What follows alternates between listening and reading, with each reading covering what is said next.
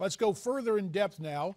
We're pleased to be joined by famed defense attorney and former Harvard Law professor Alan Dershowitz. Alan, the author of the ebook Terror Tunnels, the case for Israel's just war against Hamas. Of course, he also blogs for us at Newsmax. Alan, it's so good to have you back here on America's Forum. Thank you. It's a pleasure to be on with you.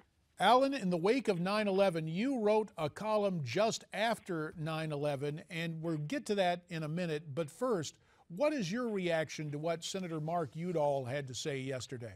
Well, there's plenty of hypocrisy, enough to go all around. In the wake of 9/11, everybody wanted torture to be used. Do whatever you can do. We need to stop another 9/11.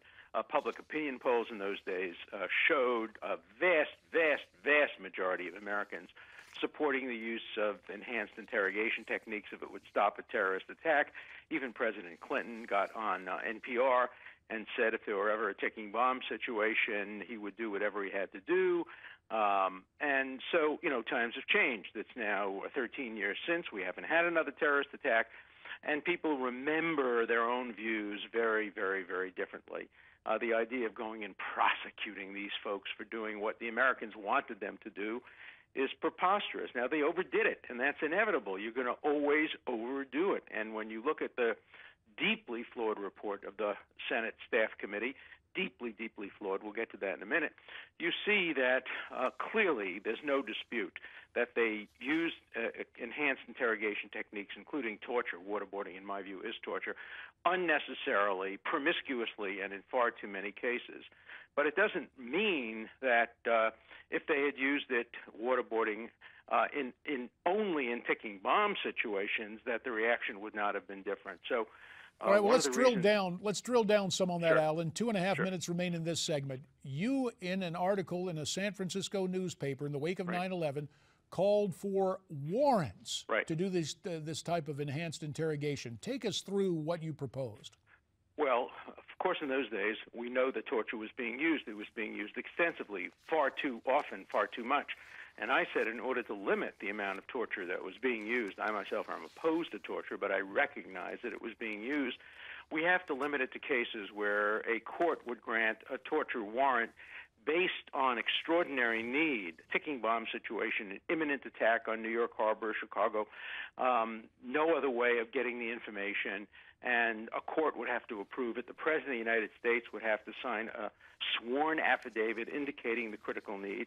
If that torture warrant had been in place post 9/11, none of this that was reported in this Democratic staff report would have happened, because no court would approve warrants in those situations. Perhaps the Sheikh Khalid Mohammed waterboarding would have been permitted, but none of the others would have been permitted. So I think the case for accountability, when we do extraordinary things like waterboarding or any other kind of torture, there has to be accountability for it.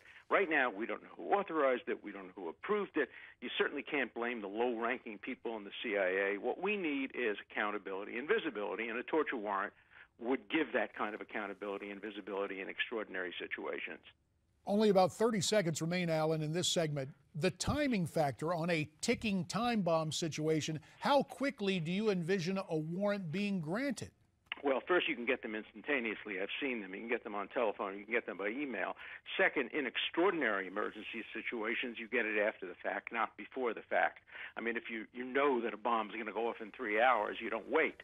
And, of course, there are better techniques for eliciting information, but they take time. So and speaking of time, Alan, we have to yield it back to our friends who help us pay the bills. You graciously consented to stay with us through the break. Sure. When we come back, we'll talk more about this proposal and what is done worldwide by our allies and perhaps by our enemies. America's Forum continues here on Newsmax TV.